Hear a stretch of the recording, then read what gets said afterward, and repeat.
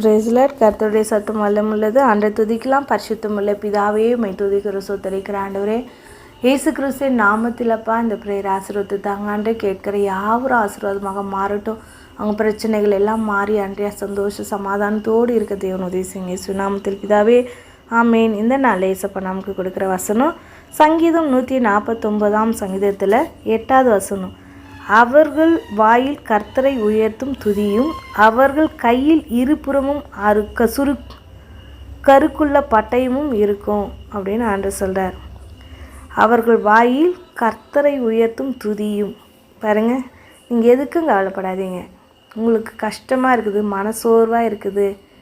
யாக்கோபில் கூட ஒரு வசனம் இருக்கும், சந்தோஷமாக இருந்தால் என்ன பண்ணு,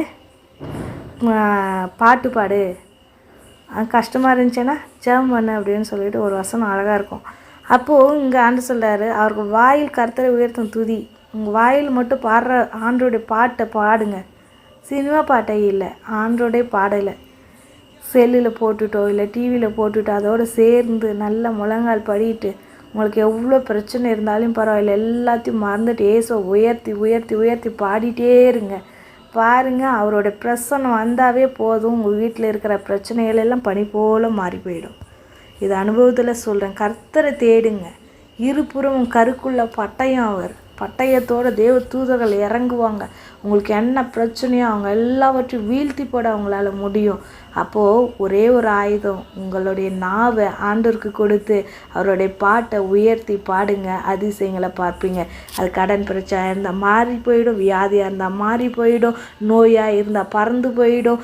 சோத்துறவங்க எந்த நோயாக இருந்தாலும் கவலைப்படாதீங்க, எந்த பிரச்சனைக்கும் கவலைப்படாதீங்க. இயேசுவை மாத்திரம் உயர்த்தி உயர்த்தி உயர்த்தி பாடிக்கிட்டே இருங்க.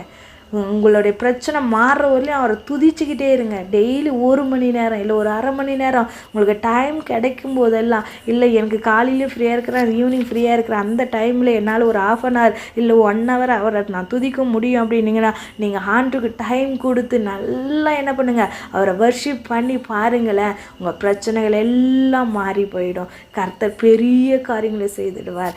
ஆராய்ந்து முடியாத பெரிய காரியங்கள், எண்ணி முடியாத அதிசயங்களை உங்களுக்கு செய்ய தான் இதை சொல்கிறார். கர்த்தரை உயர்த்துங்க, துதி செய்யுங்க, அவருடைய அன்பை பெற்றுக்கொள்ளுங்க, ஆசீர்வாதத்தை பெற்றுக்கொள்ளுங்க. சுகமாக சந்தோஷமாக இருக்க தேவனை துதிக்கிறேன். இயேசுவின் நாமத்தில் பிதாவே ஆமென்.